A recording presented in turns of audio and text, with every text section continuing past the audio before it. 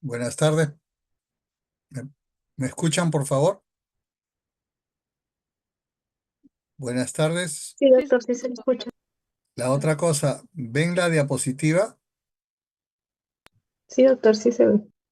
¿Ven el cursor, el puntero? Sí, sí veo el puntero rojo, doctor. Ya, ok, gracias. Entonces vamos a empezar, ¿ok? Ante todo, lo saluda el doctor Juan Rodríguez Percut. Yo soy médico nefrólogo, pertenezco a la sede del Hospital Hipólito Unanue. Muchos ya nos conocemos, pero de todas maneras es un gusto tenerlos hoy día en clase. Hoy día vamos a compartir unos conceptos sobre lo que es este tema tan importante que es la litiasis urinaria y por ende la uropatía obstructiva también, ¿no? Entonces vamos a comenzar diciendo de que cuando hablamos de litiasis, hablamos de cálculos renales, ¿no es cierto? Los cálculos renales vienen a ser concreciones, o sea, concentrados, sólidos, que se forman en el tracto urinario superior, o sea, y que generalmente van a estar compuestos por oxalatos cálcicos, oxalatos de dihidrato, cálcicos, fosfatos cálcicos, ácido úrico, muchas sustancias orgánicas, incluyendo las cistinas y otros compuestos que son derivados de algunas infecciones incluso. Entonces, es una mezcla siempre de dos o varios componentes, ¿no? Epidemiológicamente, la litiasis en el adulto es mucho más frecuente en países desarrollados. En los niños también hay litiasis, definitivamente, ¿no? La prevalencia que existe entre varones y hombres, hay más varones que hombres con cálculos, y las hospitalizaciones también se ven con bastante frecuencia por las complicaciones que tienen estos cálculos, ¿no? Entonces, la mayor incidencia se da entre la tercera y quinta década de la vida y que hay muchos cálculos que sí son diferentes en cuanto a comportamiento, como por ejemplo los cálculos coraliformes, que es más prevalente en el sexo femenino. Y menos frecuente también habría que ver en la parte geográfica, por ejemplo, en la raza, menos frecuente en los afroamericanos. Esto es más o menos la distribución que tiene epidemiológica de la litiasis, ¿no? En cuanto a raza, a profesiones, a sexo, a herencia, a dieta y a latitud geográfica. Todos estos son factores que influyen. La patología litiásica es conocida desde hace mucho tiempo, como ven en esta diapositiva. Hay datos que ya habían momias egipcias de más de 5.000 años que tenían cálculos y así hubieron muchos hallazgos importantes también. Las poblaciones que son poblaciones eh, que pueden ser susceptibles a los cálculos son aquellas poblaciones que de repente no tienen mucha cultura en cuanto a la prevención de los cálculos también, o pacientes, personas que no toman mucho líquido, personas que no tienen sus chequeos permanentes, en fin. Hay muchas situaciones de ese tipo. Y por último también la parte genética, ¿no? Cuando sí hablamos de la fisiopatología de los cálculos de la litiasis, tenemos que tener datos precisos y conceptos precisos también. La orina viene a ser una solución salina, ¿no es así? Que según tenga su concentración de sus solutos que lo conforman, van a contener 3 grados de saturación. La orina siempre va a tener una saturación, un estado hiposaturado, donde va a haber baja concentración de sales que no van a precipitar. Y en el estado metaestable va a ser una orina sobresaturada, pero que va a estar en equilibrio, donde van a predominar algunos inhibidores para que no se formen cálculos. Ya vamos a indicar cuáles son esos inhibidores. Cuando esta orina está saturada ya, no saturada o sobresaturada, no se formarán nuevos cálculos, pero los preexistentes sí no se disolverán y podrán crecer definitivamente por agregación de cristales. Entonces ya tenemos dos estados, un estado de hiposaturación, un estado en situación metestable y otro estado de sobresaturación. Aquí es donde los cálculos presentes pueden crecer y pueden ocurrir nuevas precipitaciones, o sea, formándose nuevos cálculos, en ese es el caso que supere el límite meta estable como hemos visto acá. Entonces, en esta diapositiva, quien sabe, nos explica mejor la cosa. En esta zona infrasaturada, o sea, hiposaturada, hay una disolución cristalina, no hay nucleación del cálculo, porque los cálculos tienen su núcleo, son pequeñas piedras que se van formando de pequeñas moléculas ahí y no precipitan espontáneamente, ¿no? Entonces, acá hay un límite de saturación, definitivamente. Esta zona intermedia, que es la zona metestable, tampoco no hay precipitación espontánea y la nucleación viene a ser heterogénea, ¿ok? Acá sí hay nucleación, pero es nucleación heterogénea. ¿Sobre qué? Sobre ya una estructura existente, sobre un cálculo que puede estar existente. Entonces aquí sí tenemos un límite de formación también. Y por último, la zona sobresaturada es que aquí hay una nucleación ya homogénea, donde la saturación y la precipitación es espontánea. ¿Me entienden? Entonces, acá hay la formación de nuevos cálculos. Estos son los tres estados, ¿no? Entonces, dentro de los mecanismos de la litogénesis, lito es piedra y génesis formación, tenemos pues todos estos estados de solubilidad, estado donde va a haber la solubilidad termodinámica, en este caso son es un elemento, por ejemplo, la hidroxicalciopatita, por ejemplo, que estamos viendo acá, y hay una gradiente de saturación con unas bandas de saturación metaestable, también como hemos visto, y al final hay una sobresaturación. ¿No es así?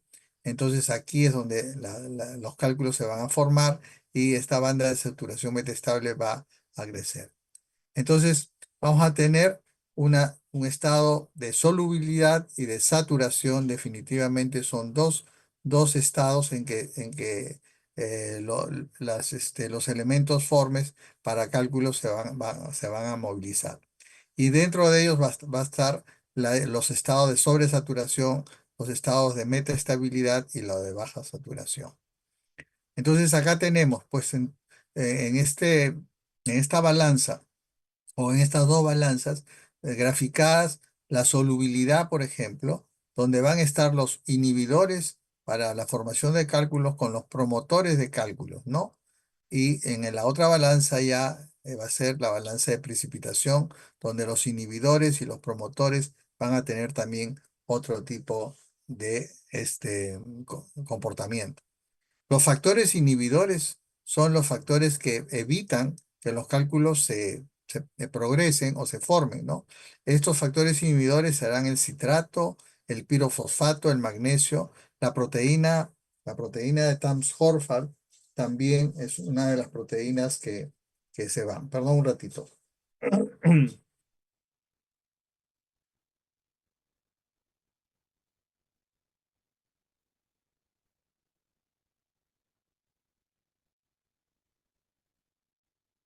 Bien. Entonces tenemos todos estos factores inhibitorios, ¿no? Y les decía, les mencionaba sobre la proteína de Tams-Horford, por ejemplo, ¿no?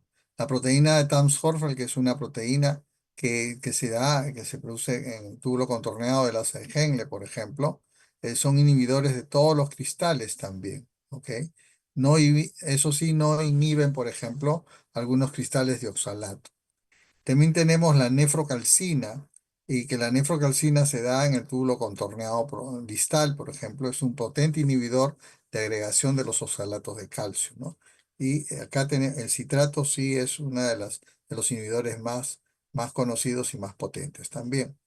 Pero los factores promotores de calcio, no, de cálculos, perdón, serán los aumentos en la concentración del soluto, las variaciones del pH urinario y algunos cuerpos extraños que pueden haber. Entonces hay productos que se van a movilizar en la solubilidad, donde va a haber un punto de precipitación, y hay otros donde hay un punto donde ya la formación de cálculos, donde ya alcanzó plenamente su formación, ¿no? Entonces, hay cuatro etapas: la nucleación, la agregación, el crecimiento y la fijación del cálculo, ¿no? Son etapas por las cuales toda piedra litiásica renal van a pasar. Entonces, estos cálculos están formados por sustancias que se excretan por la orina, como vamos a ver, y pueden formarse solamente cuando la orina está sobresaturada, como ya les dije, ¿no? O sea, no hiposaturada en la parte metestable. Cuando se forman ya hay cálculos formados y pueden sobreponerse, sí, otros cálculos, ¿no? Entonces, tenemos para la formación de un cálculo, se va a requerir que se inicie la precipitación, o sea, la nucleación, que también haya la agregación de los cristales a esta nucleación y el crecimiento del cristal. ¿Ok? Si las concentraciones de una sustancia que forma el cálculo se va incrementando en la orina, se va a ver incapaz a veces de mantenerla en esa solución y se inicia la nucleación espontánea, ¿no? Que puede ser una nucleación homogénea o puede ser heterogénea.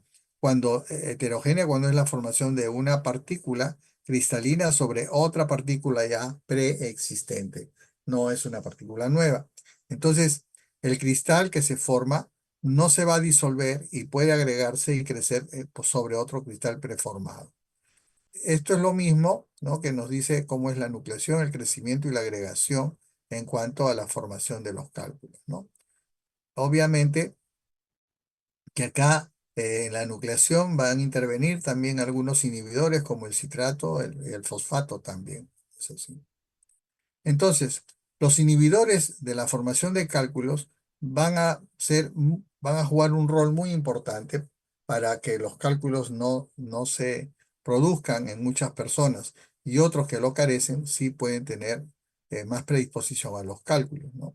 Estos inhibidores son de cuatro tipos, ¿no? Unos que son los cationes multivalentes como el magnesio, por ejemplo. Otros son aniones de tipo orgánicos como el citrato, que es un inhibidor muy importante. Otros aniones son inorgánicos ya, como el pirofosfato, y otras macromoléculas que son también no dejan de ser importantes, como son la osteopontina y la proteína de Tamms-Horfman, ¿no? Sobre la osteopontina, por ejemplo, es una glicoproteína. Esta osteopontina es multifuncional y tiene un papel fibrosante incluso en el riñón. ¿Ok? Entonces son los cuatro tipos de inhibidores. Hablamos de uno de los inhibidores más importantes, que es el citrato, ¿no? Cuando hay el citrato, se encarga de inhibir la agregación, por ejemplo, de los cálculos de oxalato de calcio, inhibe también el crecimiento de los cristales de este oxalato, la nucleación espontánea del oxalato y la saturación del oxalato. Eso indica que cuando hay una hipocitraturia, o sea, poca cantidad de citratos, por alguna alteración bioquímica en los pacientes con cálculos, esto va a ser un factor muy importante para que se formen cálculos cálcicos en estos pacientes, ¿no? Entonces es muy predisponente. Eh, Cuando hablamos de factores determinantes de la litiasis, vamos a hablar de dos tipos de factores: factores extrínsecos y factores intrínsecos del individuo. Dentro de los factores intrínsecos, vamos a decir que el sexo, la edad, la raza y el factor genético son los cuatro factores intrínsecos más conocidos y los más prevalentes. El sexo es 2 veces más frecuente en el hombre, la edad pico es entre 20 y 50, la raza menos es en negros e indios americanos, y el factor genético es importante porque el 25% de, los, de las personas que tienen cálculos tienen un defecto poligénico, por ejemplo, ¿no? Tanto en la litiasis úrica como en la litiasis santínica o en la litiasis de cistina, ¿no? Por la cistinosis. Cuando hablamos de factores extrínsecos, ya debemos hablar del factor geográfico estacional en zonas donde hay más calor, donde hay más frío, donde se come diferente, ¿no? Hay aumento de muchas proteínas, oxalatos, muchos carbohidratos, mucho calcio e ingesta de cítricos también, que van a prevenir, por lo menos van a frenar un poco la litiasis, ¿no? Y la otra cosa tan importante es la ingesta hídrica, la ingesta de agua, ¿no? Entonces se dice que aquellas zonas donde, o aquellas personas que tienen menos ingesta de agua son los más predispuestos a tener cálculos renales. Pero hay factores de riesgo de las litiasis urinarias, como son, por ejemplo, los que padecen de hipercalciuria, los que padecen de hiperuricosuria, hiperoxaluria, hipocitraturia, hipomagnesemia, bajo volumen urinario y el pH excesivamente ácido, ¿no? Entonces son estados muy predisponentes para que hayan cálculos. Y dentro de los factores dietéticos, como ya les indicaba, es la poca ingesta de agua, la ingesta de calcio, de potasio, la alta ingesta de sodio, por ejemplo, influye mucho en la formación de cálculos. Igualmente, la ingesta de azúcar y proteínas. Y los factores predisponentes son el hiperparatiroidismo, porque hay una me estoy refiriendo al primario. Hay un aumento del calcio sérico y también de la calciuria. La gota, la obesidad es un factor muy importante, la diabetes, el riñón en esponja, infecciones por gérmenes productores de ureasa. En este caso nos referimos a los cálculos coraliformes, por ejemplo, o de Struvita, ¿no? Entonces, hay los factores anatómicos también que predisponen a la litiasis, ¿no?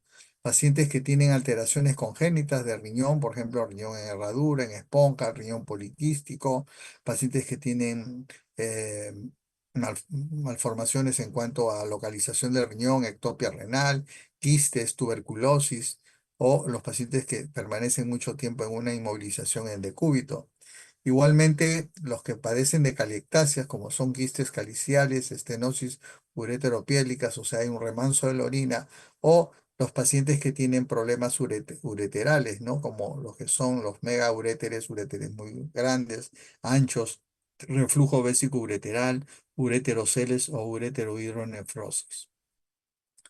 Bien, hablamos también sobre enfermedades de riesgo de desarrollo litiásico, sobre el síndrome de leche álcali, que ya lo citamos en la clase en un cursivo anterior, de enfermedades crónicas como la sarcoidosis, la enfermedad de Crohn, por ejemplo, el cortocircuito y ayuno ileal y la estomía, la inmovilización prolongada, los que sufren de abuso de laxantes, los que tienen gota, eh, los que reciben quimioterapia, por ejemplo, los que tienen infecciones urinarias a repetición y los que tienen alteraciones en la evacuación de la vejiga, como es la vejiga neurogénica, ¿no?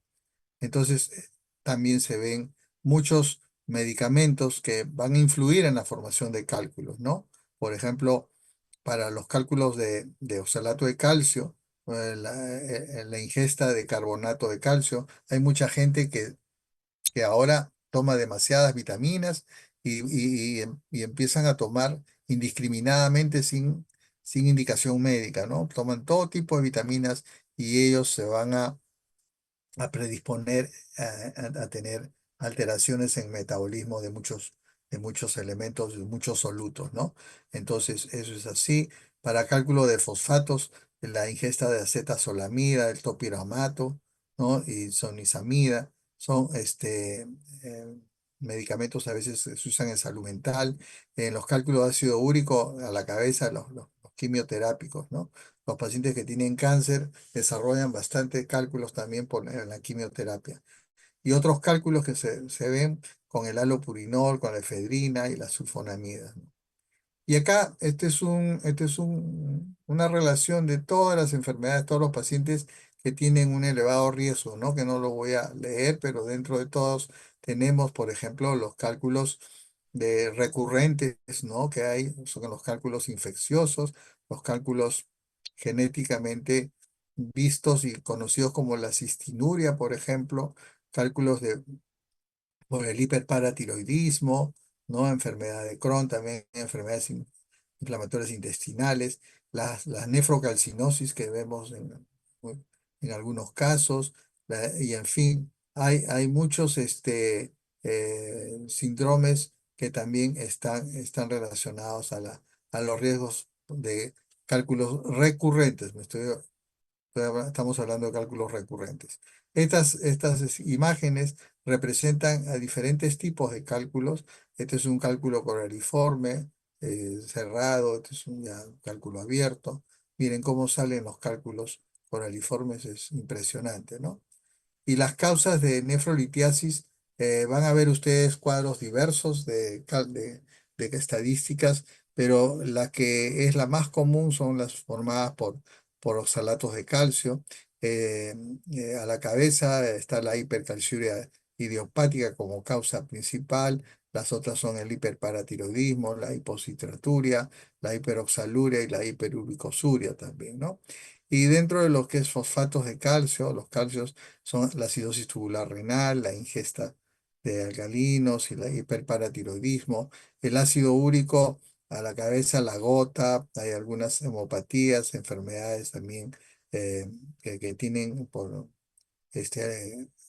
litiasis úrica idiopática, pero hay otras que tienen por ingestas de purinas aumentadas y un pH urinario bajo. Y los fosfatos de doble amonio, magnesio son las infecciones, son los cálculos de estos coraliformes que vemos por gérmenes que transforman, desdoblan la urea en ureasa, ¿no es cierto? Y los cálculos de cistina, ¿no? Que son la cistinuria, que tienen un contexto genético. Entonces ustedes ven acá en esta torta, ven acá toda la predominancia que tienen algunos cálculos, ¿no?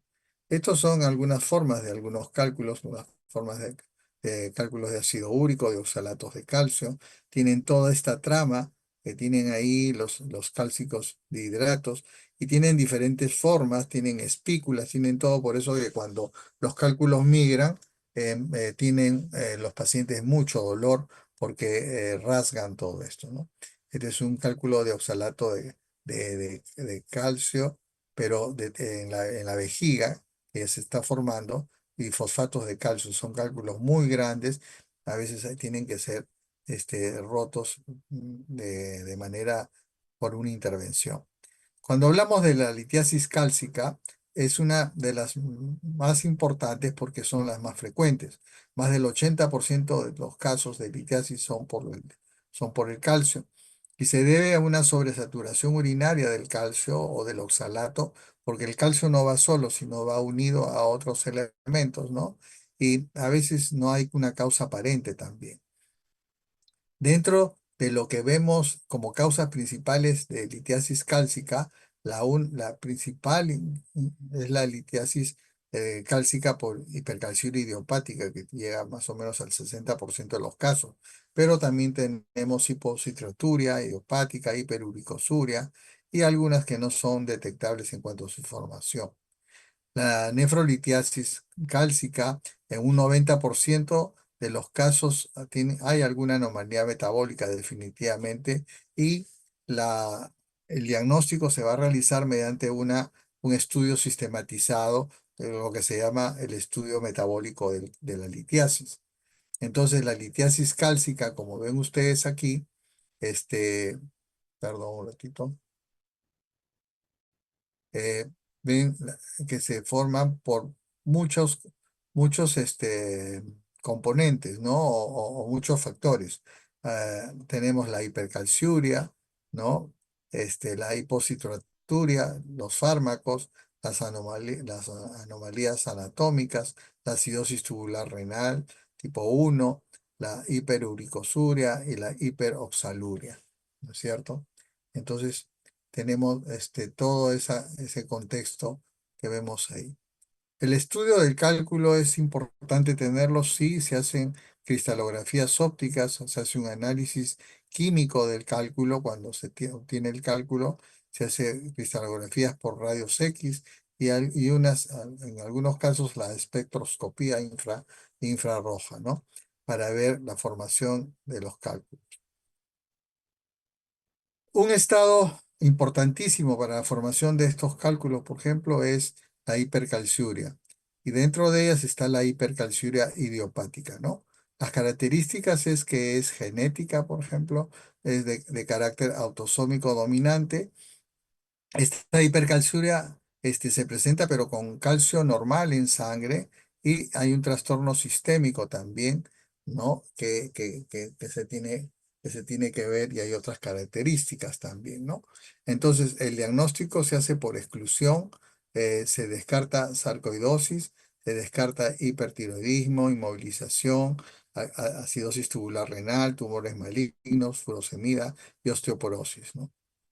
Entonces, para esto es importante comprender cómo es el flujo del calcio en el organismo, ¿no? El calcio tiene el calcio de dieta ingresa al intestino, ¿no es así?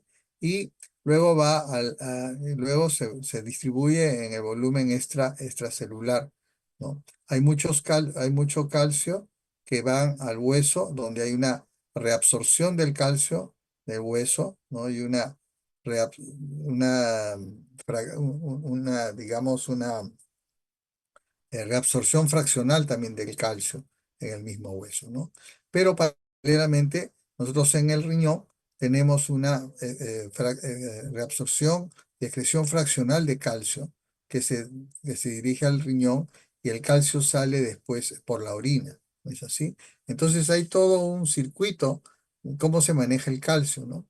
Y ese circuito tiene que ver mucho con con la eliminación del calcio por orina. Tenemos uno que es principal, que es la hipercalciuria renal, ¿no? Donde tenemos el calcio urinario que está elevado. Tenemos un calcio sérico que puede estar disminuido, puede estar normal, con una PTH intacta, por ejemplo, que puede estar ligeramente incrementada, con la hidroxivitamina B3, ¿no? Y con una absorción de calcio disminuida. Por consiguiente, por acá se elimina bastante calcio, como vamos a ver los volúmenes. Otra hipercalciuria que es la de tipo absortiva que se llama, donde hay una absorción importante del calcio a través del intestino, ¿no? El calcio sérico está incrementado, hay un calcio urinario que no es tan alto y hay una paratormona que está baja. Y por último, la hipercalciuria resortiva, que se da en el hiperparatiroidismo primario. Aquí esto ya se mueve a nivel óseo, básicamente, porque hay una resorción ósea, ¿no? Con un aumento del calcio sérico y por consiguiente del calcio urinario también, ¿no? Entonces, cuando queremos nosotros estudiar una hipercalciuria, que es un factor tan importante para la formación de cálculos, debemos tener algunos algoritmos en nuestra memoria o en nuestro esquema. Entonces, cuando tenemos una hipercalciuria, que es el calcio en orina por encima de los 4 este, miligramos por kilo por día, ¿no? En 24 horas, y vamos a establecer dos grandes grupos, ¿no? Un grupo que va con calcio sérico normal y otro con calcemia elevada. Los que van con calcemia normal, por ejemplo, vamos a establecer si tienen algún trastorno en cuanto al potasio, si tienen el potasio disminuido o el potasio está normal. Cuando el potasio está disminuido, tenemos que ver si hay acidosis o alcalosis, ¿no? Como hemos estado viendo en la mañana, en el cursillo, por ejemplo, con el síndrome de Bartter, las tubulopatías y la tubulopatía proximal. ¿No es así? Perdón un rato.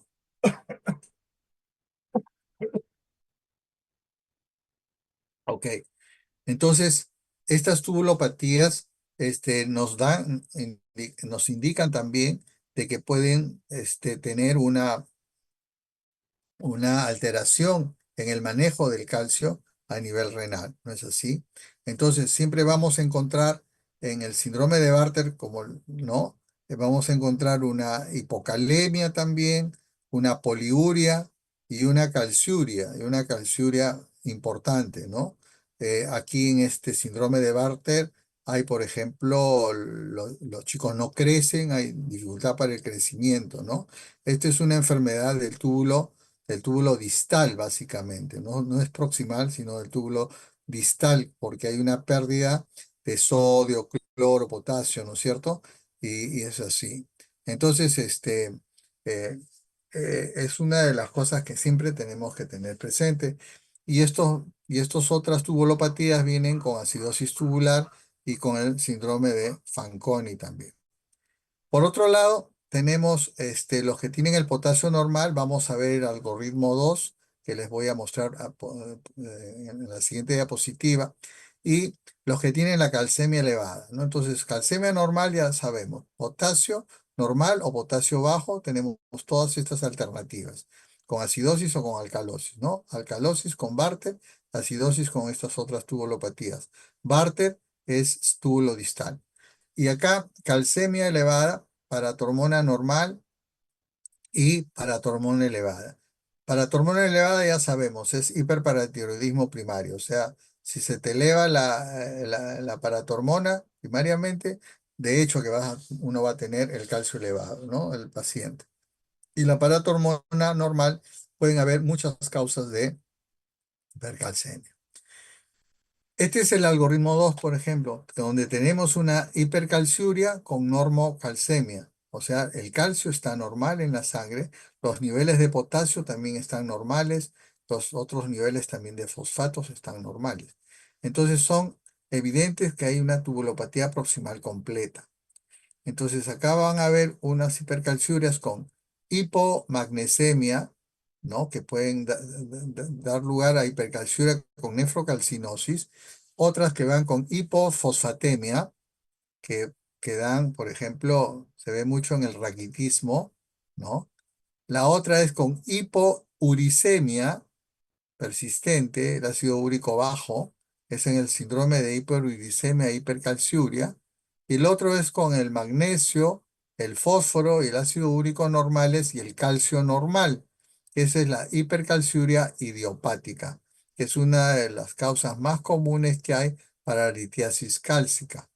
Y la otra que va con proteinuria, que es la enfermedad de Dent, ¿no es cierto? Ok. Entonces, cuando hablamos de hipercalciuria, ¿no? Vamos a tener que tener un tratamiento, el tratamiento no farmacológico y farmacológico, ¿no? En el tratamiento farmacológico vamos a tener que dar diuréticos tiacidas, un comprimido de hidroclorotiacida de 12,5, 25, 50 miligramos, hará que esto aumente la reabsorción, ¿no? Del calcio renal. Pero eso sí, tenemos que tener en consideración sobre algunos efectos de dislipidemia, hipopotasemia y fotosensibilidad. Y por otro lado, podemos tener la ingesta del citrato de potasio también, uno o dos comprimidos de 1,80 gramos, ¿no? Que va a disminuir la absorción intestinal, pero también aumenta la reabsorción renal de calcio, ¿no? Aumentando el pH también. Y el tratamiento no farmacológico, que se refiere a la ingesta hídrica, donde tenemos que indicar una buena ingesta hídrica, la ingesta de sodio que tiene que ser reducida, porque no. La ingesta proteica igualmente de 0,8 a 1 gramo por kilo al día, y la ingesta de calcio para restringir el aumento de la reabsorción.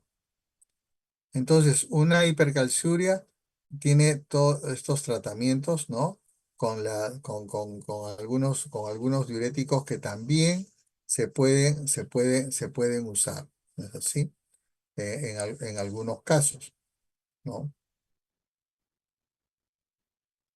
Ahora, la definición de anomalías metabólicas de la litiasis cálcica, por ejemplo, tenemos que tener en consideración algunas cosas, ¿no? Algunos valores que son normales para que podamos tener nuestros criterios de alteración. Se dice hipercalciuria cuando el calcio en orina de 24 horas es mayor a 4 miligramos por kilo por día. ¿Ok? Antes se decía, ustedes pueden ver seguro en algunos libros que es mayor de 200 miligramos al día, pero no es así. Hay que calcularlo por kilo día, ¿ok?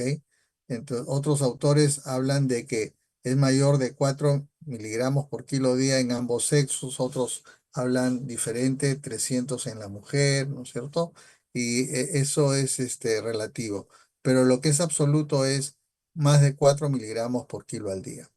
Cuando hablamos de hiperuricosuria, o sea, aumento del ácido úrico por la orina, es mayor de 850 miligramos al día en los varones, ¿no? Y en las mujeres de 800 miligramos, ¿ok? Otros autores también tienen algunas diferencias mínimas, pero al final se dan. Hiperoxaluria, ¿no? Por los oxalatos en orina, mayor de 45 miligramos diarios, ¿sí? Y la hipocitraturia es de menos de 250 miligramos al día en ambos sexos, ¿no? Algunos autores refieren menos de 300 miligramos. Entonces ahí son miligramos más, miligramos menos, pero más o menos esa es la idea.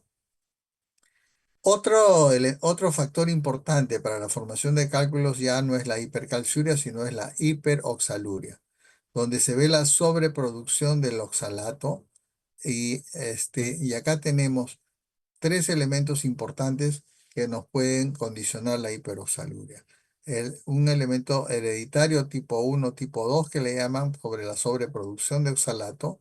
La otra es la intoxicación por el etilenglicol y las otras son porque se usan anestésicos con metoxiflurano. Han sido sometidas la gente a eso. ¿Ok? Y por otro lado, el aumento de absorción intestinal también del calcio. Cuando hay insuficiencia pancreática, cuando tenemos enfermedad celíaca o enfermedad de Crohn, que son enfermedades inflamatorias intestinales de carácter inmune, cuando hay resección intestinal también o cuando hay bypasses intestinales por obesidad. Las comidas ricas en oxalato son todas estas que ustedes ven, ¿no? Chocolates, algunas frutas, legumbres, etcétera, ¿no es cierto? Que son ricas en oxalato. Todos los frijoles verdes, el apio, el puerro, las verduras de hoja verde, las calabazas, el chocolate es importante, las moras, los arándanos, todas esas, eh, este, todos estos alimentos son contraindicados en los pacientes que tienen oxaluria importante, hiperoxaluria con formación de cálculos, ¿no? Que no son pocos, sino son bastantes pacientes uno ve. Entonces uno maneja estos casos con la nutricionista, ¿no? Entonces hay que hacer que haya restricción del oxalato en la dieta, el carbonato de calcio que hay que darle hasta 1,5 gramos, el tratamiento, o sea, sean tres tabletas de 500, ¿no? De carbonato de calcio, el tratamiento específico para una enfermedad X que esté condicionando la hiperoxaluria, la dieta baja en grasa, podemos encontrar triglicéridos de cadena mediana y tener una hipertrigliceridemia, dar la colesteramina también y el citrato de potasio y de magnesio que también son de mucho apoyo. Cuando ya tenemos sobre citrato, tenemos un estado que se llama hipocitraturia. En la hipocitraturia, lo que vamos a ver es que el citrato va a unirse al calcio, disminuyendo su concentración y su sobresaturación. Entonces, ustedes saben que el citrato es uno de los inhibidores más importantes que hay para la formación de los cálculos. Y si tenemos el citrato bajo, entonces va a haber mayor unión y la concentración. Entonces se van a unir los cristales de oxalato de calcio y el citrato justamente va a prevenir su crecimiento y la agregación que va a haber, ¿no es cierto? ¿Por qué? Porque incrementa la actividad inhibitoria de algunas macromoléculas. Entonces, frente a un estado de hipocitraturia, nosotros tenemos enfermedades que van con hipocitraturia como son la acidosis tubular renal de tipo 1, que es la de tipo distal, la diarrea crónicas, las hipopotasemias y las de carácter idiopático, ¿no? Aquí, entonces, en este contexto de hipocitraturia, hay un estado ácido-base sistémico alterado que no regula adecuadamente la absorción. Entonces, ¿Cómo es el tratamiento? Tenemos que dar citrato al paciente, ¿no? Citrato de potasio generalmente. Primero tratar la causa subyacente, su citrato y el ácido cítrico, como son jugo de limón, naranja, etcétera, ¿no? Otro estado importante que hay para la formación de cálculos es la hiperuricosuria. El ácido úrico contribuye más o menos en un 10 a 15% de los cálculos cálcicos también que van a haber. No solamente cálculos de ácido úrico, sino cálculos cálcicos, ¿ah? Por calcio, ¿no? Entonces es el estado de hiperuricosuria. Actúa de forma activa y muy severa, facilita mucho la cristalización y la agregación del oxalato de calcio, el ácido úrico, ¿no? Cuando está alto en la orina. Y disminuye el consumo de purina el individuo y entonces mejoran estas condiciones para la formación de cálculos, ¿no? Y además al individuo hay que darle a veces alopurinol de 100 a 300 miligramos para evitar que haya menos metabolitos de ácido úrico en la sangre y por ende en la orina. Entonces, eso es en cuanto a la formación de litiasis cálcica por hiperuricosuria. Pero hay otras litiasis que son por el ácido úrico, ¿no? Son los cálculos básicamente de ácido úrico, ¿no? Estos son los cálculos de ácido úrico. Estos cálculos van a producirse cuando están, mejor dicho, en un medio con pH urinario bajo, menos de 5,5. La dieta es alta en proteínas animales, ¿no? Mucha carne, diarreas crónicas o resistencia también a la insulina en algunos pacientes. La otra cosa es el volumen urinario bajo, la hiperuricosuria, también la ingesta, ¿no? Los alimentos ricos en purina son todas estas y las comidas ricas en purina también. Entonces, la litiasis por ácido úrico este, se van a dar a evitar alcalinizando la orina, el citrato de potasio y todo eso. Hay otros cálculos que son los cálculos de Struita por cálculos coraliformes, que se llaman también así. Son cálculos de triple fosfato de amonio y magnesio. Se forman con bacterias productoras de la ureasa. Se forman con gran rapidez y alcanzan gran tamaños. Si no son tratados, estos pueden irse a la nefrectomía porque llevan todo el compromiso de todo el parénquima. Las bacterias que producen ureasa a la cabeza está el Proteus, pero puede haber otras, ¿no? Como el Hemófilos, la Klebsiella, el Citrobacter, etcétera. El pH urinario está elevado. Estos cálculos de Struita, la extirpación quirúrgica es su tratamiento de elección, se da antibióticos, se da un inhibidor de la ureasa, que es el ácido acetohidroxánico también, y se da en algunos casos un procedimiento que es la quimiolisis con hemiacidrina. Estos son los cálculos de cistrina, que son otro tipo de cálculos. Este es un trastorno autosómico recesivo dominante con penetrancia incompleta. Esto es debido al acúmulo de cistrina en la orina, o sea, produce una cistinuria. La cistina es muy insoluble y suelen ser coraliformes también, como los cálculos de Struita. Así que hay que hacerle el diagnóstico diferencial. Estos son los cristales y este es un cálculo que parecería de coraliforme, pero es de Struita también. Es de cistina, perdón. Estos cálculos de cistina, el tratamiento es con diuresis,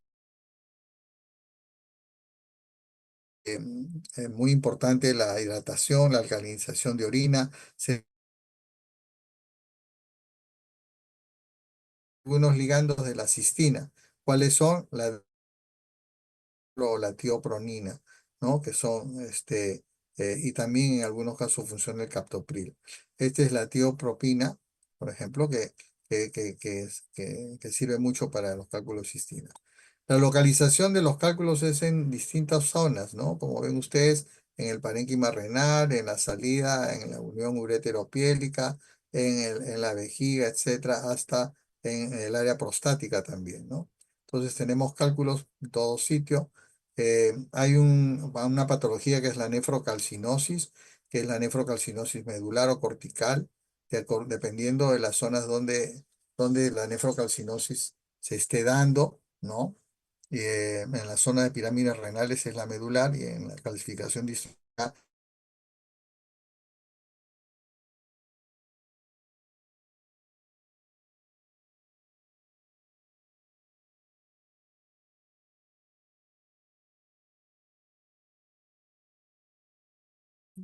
relacionadas con el hiperparatiroidismo primario, la TR, el riñón en esponja. Hay muchas condiciones para que se den, incluyendo incluso la tuberculosis, ¿no? Entonces, aquí tenemos la nefrocalcinosis. Miren cómo se ve un riñón con nefrocalcinosis. Está lleno de calcificaciones, ¿no?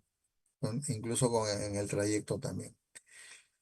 Los cálculos cuando empiezan a migrar producen el cólico renal, el cólico nefrítico. Si el cálculo obstruye la unión urétero-pélica, el dolor se localiza en la zona de flanco y en muchas otras zonas, y los cálculos menores de 5 milímetros tienen una alta posibilidad de que pasen, pero los otros cálculos son los que se quedan, ¿no? Entonces el cólico nefrítico se caracteriza siempre por un dolor lumbar, abdominal, de inicio brusco, que puede irse hacia muchos sitios, irradiarse hasta los genitales. Generalmente se acompaña de síntomas vegetativos, sudoraciones, náuseas, vómitos, etcétera, poliaquiuria, tenesmo. Es un dolor muy intenso y con una irritabilidad única en el paciente, ¿no?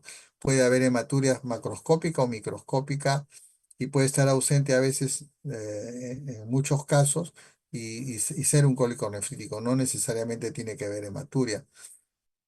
El diagnóstico diferencial del cólico nefrítico es importante hacerlo porque puede ser confundido por una pielonefritis, una trombosis de vena renal, por una apendicitis, una trombosis mesentérica, un embarazo ectópico, una anexitis, un problema complicado ginecológico, una disección aórtica, una neoplasia urológica retroperitoneal o una lumbalgia mecánica también. Entonces, el cólico nefrítico sigue una serie de este, vías nerviosas para dar el dolor en distintos sitios, de acuerdo a donde se presente el cólico, ¿no? Eso es así. El diagnóstico se hace por imágenes también, contribuyen a corroborar que hay un cálculo. La radiografía de abdomen simple, ¿no? Solamente sirve para ver cálculos radioopacos, ¿no? Los cálculos radiolúcidos, por ejemplo, como de ácido úrico, sulfamidas o santinas, esas no se ven y es más económico. Pero estos son los cálculos que se ven en una radiografía simple, ¿no? Pero también se puede ver usualmente en la ecografía. En la ecografía vemos nosotros la hidronefrosis, la dilatación, como ven ustedes acá, y el uréter distal, que también se ve. Acá este es otra ecografía con gran hidronefrosis y con un sistema pielocalizal dilatado. La urografía excretora cada vez está más en desuso, pero también se usa. Hay algunas contraindicaciones, por ejemplo, la alergia a la sustancia de contraste que es del yodo, o creatinina mayor de 2 miligramos, o en el mieloma múltiple o cuando el paciente está muy deshidratado. ¿No es así? Eh, También observamos las tomografías, ¿no? En las tomografías nosotros vamos a ver la densidad de los cálculos, ¿no? La densidad que están acá, por ejemplo, que están medidas por estas unidades Hounsfield que se llaman, son unidades de densidad, ¿no? Entonces, cuanto más unidades haya Hansfield, los cálculos son más radioopacos, por ejemplo, como los cálculos de calcio, ¿no? Y en cambio los cálculos de ácido úrico, fíjense, ya son menos, tienen menos unidades Hansfield, y los de cistina y estruvita también, ¿no? Entonces, se ven con más dificultad. Entonces, hay unos que son radiolúcidos como el ácido úrico, ¿no? El Uroten con contraste es una prueba importantísima para evaluar litiasis, ¿no? Esto hay que hacerlo, por ejemplo, cuando no hay tanta insuficiencia renal, con, con creatininas por debajo de 1,5, quién sabe, ¿no? Y acá se ven todos los cálculos que ustedes ven acá, son los cálculos que estamos viendo. Este es el riñón, este es el riñón derecho, este es el riñón izquierdo, ¿no? Y acá se ve un cálculo, por ejemplo. Estos son urotems sin contraste. Acá se ve un gran cálculo, se va bajando. Y la TAC sirve para evaluar hidronefrosis, también los cálculos radiolúcidos. Es operador independiente, o sea, no necesita de un operador, sino de la interpretación. No usa contraste a veces, ¿no? Sensibilidad más o menos de 96 y especificidad. Los análisis de laboratorio que hay que tener en cuenta son el pH urinario, el ácido úrico, la acidosis tubular, que hay que identificarla si es completa o no, el desdoblamiento de la urea, todo eso hay que hacer el diagnóstico microbiológico, ¿no? Entonces, los exámenes siempre hay que hacerlos, los de sangre, la calcemia, la fosforemia, la PTH intacta, siempre debe estar presente, el nivel de vitamina D, el ácido úrico, el magnesio, el bicarbonato venoso y los electrolitos. Y en orina es la calciuria, la uricosuria, la citraturia, la oxaluria, la magnesuria y la creatinuria, porque a veces uno tiene que hacer relaciones de creatina con oxalato, creatina con calcio. ¿Ok? Entonces, todo eso, y los urocultivos y el pH en orina fresca, que es importantísimo. El estudio metabólico de litiasis cálcica comprende la calcemia, todos estos exámenes de calcio en orina de 24 horas, el de ácido úrico, sodio, todo esto en 24 horas, el pH en orina fresca, la PTH intacta y el urocultivo. Entonces tenemos estos exámenes para descartar hiperparatiroidismo primario, gota o hipofosfatemia, en fin, podemos detectar. Estos son los valores normales de calcio. El calcio en el hombre 300, en la mujer 250, pero en realidad, ya les dije, es mejor 4 miligramos por kilo por día. ¿Ok? El ácido úrico es menos de 800 en el hombre y 750 en la mujer. En el citrato también en estas cifras que ustedes ven acá, y el oxalato es igual, ¿no? Entonces, en una evaluación siempre tiene que haber una muy buena historia clínica, ¿no? Ver cómo es la dieta, si ha habido infecciones de tracto urinario, ver la ingesta de líquidos, cómo está el calcio, los oxalatos y las proteínas animales en cuanto a su ingesta. Se miden los fármacos que pueden estar coadyuvando en la formación de cálculos, como son los bloqueadores de canales de calcio, los agentes úricos, los antiácidos ligados al fósforo, la furosemida, etcétera, ¿no? Entonces, la evaluación de la nefrolitiasis siempre tiene que verse con los valores óptimos que hay en la orina, ¿no? En cuanto a volumen, en cuanto al calcio, que debe ser menos de 4 miligramos por kilo, ya les dije, el oxalato, todo lo que hemos estado hablando, del citrato, del sodio, y en fin. Y también se hace cálculos sobre la supersaturación de la orina. Hay una supersaturación de oxalato de calcio que debe ser menos de 5, la supersaturación de fosfato de 0,5 a 2, etcétera, ¿no? Y cuando uno habla de tratamiento, el cólico renal, hay el tratamiento también para eliminación del cálculo y el otro tratamiento es para evitar recidivas. O sea, tiene tres momentos diferentes la litiasis, ¿no? Cuando hay el cólico renal, hay que ver cómo el paciente se le pone una vía periférica. La hidratación tiene que ser o una hidratación óptima o restringida, porque a veces cuando se forma más orina, aumenta más el cólico, ¿no es cierto? Analgesia con AINES, espasmolíticos y a veces se da elementos como morfínicos, antieméticos, antibióticos y se hacen derivaciones urinarias transitorias cuando los cálculos son muy grandes y no salen y no se eliminan cuando están sobre todo en las uniones ureteropiélicas, por ejemplo, ¿no? Entonces se piensa hacer una litotricia con láser o con nefrostomía percutánea. Y por mientras se pone un catéter de doble J, un catéter, un pigtail que se llama, y para que drene, para que mejore la hidronefrosis y mejora todo, y después se hace en un segundo tiempo la litotricia, ¿no? Entonces, esta es la forma como uno debe actuar frente a un cólico renal. Estos son los catéteres de doble J, como ven ustedes aquí, que se coloca a través de la cistoscopía, se va hasta el riñón y por aquí drena la orina y descomprime todo lo que está viendo. No facilita que el cálculo baje, generalmente, si el cálculo está muy grande, está enclavado, pero sí va a facilitar que la orina salga y no haya la éstasis de la orina y por ende las infecciones y todo. Entonces, uno, ¿qué hace con el cálculo renal? Eso va a depender del cólico renal, va a depender también dónde esté el cálculo enclavado, ¿no es cierto? Puede ser en la unión piel ureteral, en el uréter distal, en la misma vejiga o acá mismo, ¿no? O sea, si el cálculo está en este lado, no va a haber cólico renal. El cólico renal se establece cuando recién pasa a los uréteres. ¿Por qué? Porque los uréteres tienden a eliminar el cálculo como elemento extraño y los uréteres hacen unos movimientos de tipo espasmo, ¿no? Entonces, de contracción, ¿no es cierto? Tiene una contractibilidad y eso es lo que duele, por eso se llama alcohólico, ¿no?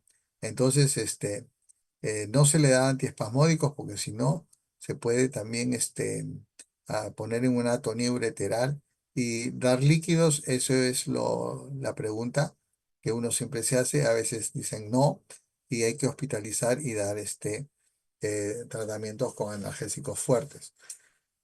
El pasaje espontáneo de los cálculos, si son menos de 5 milímetros, el 90% de estos cálculos pasan espontáneamente y solamente quedan como tratamiento médico. Si están entre 6 y 7 milímetros, entonces sí, el 50% es muy seguro que no va a pasar. Si es más de 7 milímetros, estamos hablando más de medio centímetro, menos del 20% pasan. Y si es más de 10, ya el cálculo tiene que recibir un tratamiento quirúrgico, ¿no? Entonces, para la intervención hay que tener cálculos mayores de 7 milímetros, donde tenemos que tratar el dolor, si es que no progresa y si es que hay hidronefrosis, ¿no? Entonces, estos son la cantidad de tiempo de días que se han requerido para que pase un cálculo y definitivamente los cálculos cuanto más grandes menos van a pasar, obviamente. Entonces, la eliminación espontánea va a verse más favorecida con la hidratación, más AINES eh, y mejorando los estados de pH urinario. Se usan bloqueadores alfa-adrenérgicos, por ejemplo, cuando los cálculos están ya bien abajo en el uréter distal. Favorecen. Se ha visto que la tamsulosina, estos alfa-adrenérgicos son los que se usan para la próstata también, ¿no? Para la hipertrofia benigna prostática, ¿no? La tamsulosina, la terazosina, la doxazosina. Esto se usa cuando el cálculo está bien abajo o está saliendo. Cuando el cálculo está acá arriba, no se usa la tamsulosina, o sea que tengan mucho cuidado con eso. Se da citratos de potasio, también en litiasis cálcica, más o menos hasta 1080 gramos, puede darse en 2 veces al día, ¿no es así? Se da diuréticos teacidas como la hidroclorotiazida, el halopurinol, etcétera, ¿no?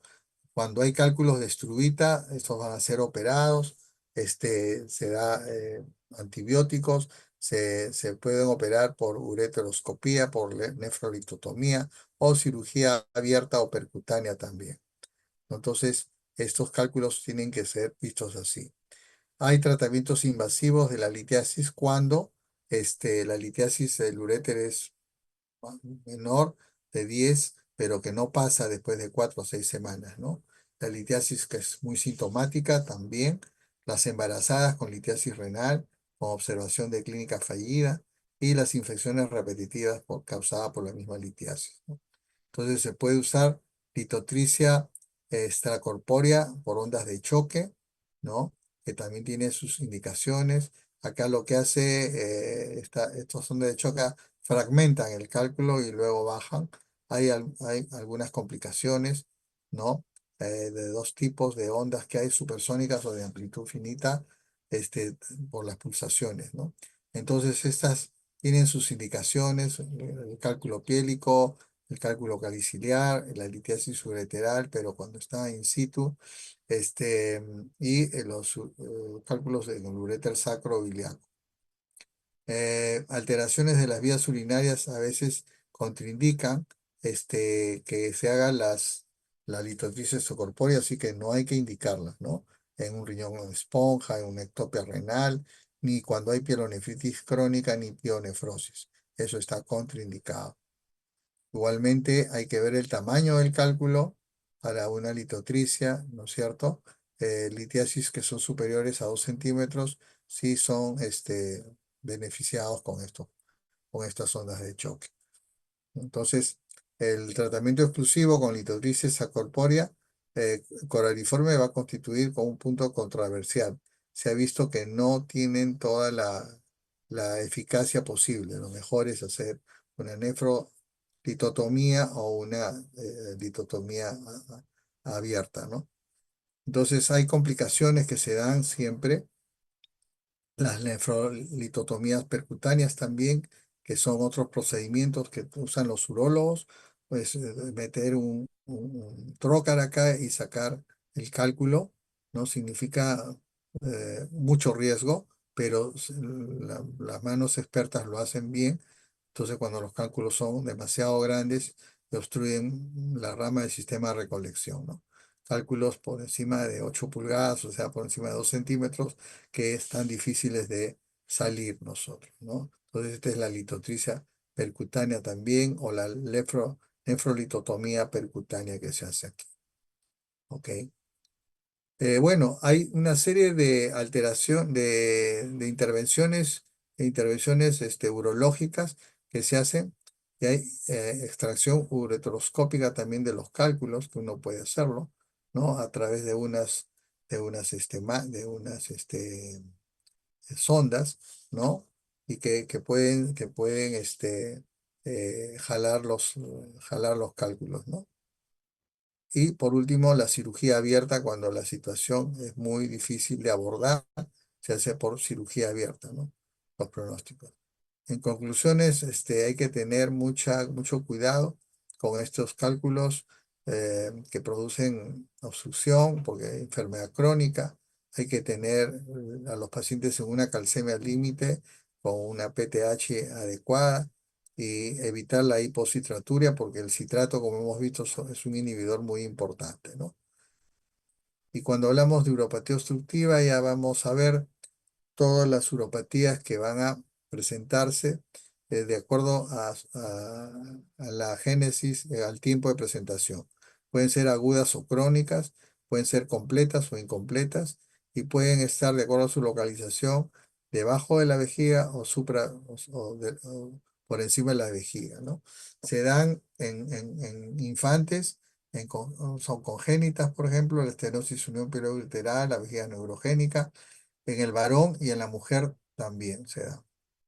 Entonces, hay una importancia de que en estas obstrucciones tenemos varias fases de la obstrucción, porque con eso nosotros vamos a ver si va a tener un daño o no un daño renal. Cuando es la primera fase, en la obstrucción, en 90 minutos hay un flujo sanguíneo renal que se ve incrementado, hay una vasodilatación preglomerular y aumenta la presión ureteral, porque hay una presión negativa. En esta segunda fase, pasados los 90 minutos hasta las 5 horas, hay una disminución ya de este flujo sanguíneo y hay una disminución de la presión de filtración glomerular y sigue aumentando la presión ureteral. Entonces, como ven, ya en el lapso de 5 horas, una neuropatía obstructiva ya está haciendo daño a la función renal y disminuye el flujo sanguíneo renal cuando ya hay más de 5 horas. Hay vasoconstricción preglomerular, o sea, en la arteriola aferente, hay dilatación, disminuye la presión intrapiélica, y también puede haber el retorno fisiológico del líquido de flujo por la misma vía urinaria, ¿no? Entonces, hay alteraciones, esas son las alteraciones glomerulares. Las alteraciones tubulares, hay que disminución del tránsito tubular, hay una mala reabsorción en los túbulos, hay aumento de la osmolaridad y la concentración de sodio también varía. Entonces, Cuando hay obstrucciones crónicas, la recuperación de la presión ureteral se da también en muchas horas, pero no es tampoco esperando demasiado, ¿no? La disminución del flujo renal, en la contracción de la arteria eferente, por ejemplo, se restablece tardíamente. A las 24 horas podemos nosotros tener ya una contracción de la arteriola y sufrir varios daños en el paciente, ¿no? Entonces, ¿a qué me refiero? A que se debe actuar frente a una neuropatía obstructiva. La idea es actuar con la misma, ¿no? Entonces, tanto en los estados obstructivos, preobstructivos, y es muy amplio estas cosas. Podemos encontrar elementos así de obstrucción, fíjense, ya con un daño total que han tenido que ser erradicados desde el parénquima renal a los uréteres, porque han habido hasta necrosis, ¿no? Entonces hay obstructivas supravesicales, obstructivas infravesicales, y estas son las que nosotros podemos evitar en algún tiempo, ¿no? Eh, las, las crisis renoureterales se refieren a las crisis del cólico renal, por ejemplo, ¿no? Donde uno tiene que actuar. Y las hidronefrosis, que viene a ser la dilatación de la cavidad pielocalicial, las dilataciones que se dan, las etiologías, hay hidronefrosis congénitas y hay hidronefrosis adquiridas, ¿no? Entonces uno debe hacer la separación de estos factores causales también. Entonces, esta hidronefrosis hay que diagnosticarla desde un primer momento. Un procedimiento que nos sirve de mucho es la ecografía renal, ¿no? Puede diagnosticar la causa, inclusive en algunos momentos la tomografía también, ¿no? Entonces, acá tenemos una hidronefrosis, ¿ok? Y acá tenemos otra. Y hay otras pruebas también complementarias que podemos hacer nosotros en algunos pacientes. Cuando hay retención urinaria aguda por un problema obstructivo, también debemos actuar con premura, ¿no? Hay que hacer un sondaje vesical urgente, cuidadoso. Si no podemos hacer el sondaje, hacer una talla suprapúbica, porque cuando hay imposibilidad para el sondaje, ¿no? Hay falsas vías que también se hacen cuando hay un sondaje previo. Entonces podemos hacer un daño a la uretra, ¿no? Y también manejar bien la retención urinaria crónica. Hay enfermedades que retienen crónicamente, sobre todo enfermedades que comprometen las terminaciones nerviosas, ¿no? Por ejemplo, pacientes que están comprometidas con el virus del HTLV, en fin, o los que tienen vejigas neurogénicas normalmente, ¿no? Entonces hay que tener mucho cuidado porque son pacientes que son portadores de sonda crónica, ¿no? Y hay que saber el manejo de la sonda, sobre todo. ¿Ok? Bueno, hasta aquí hemos llegado al final.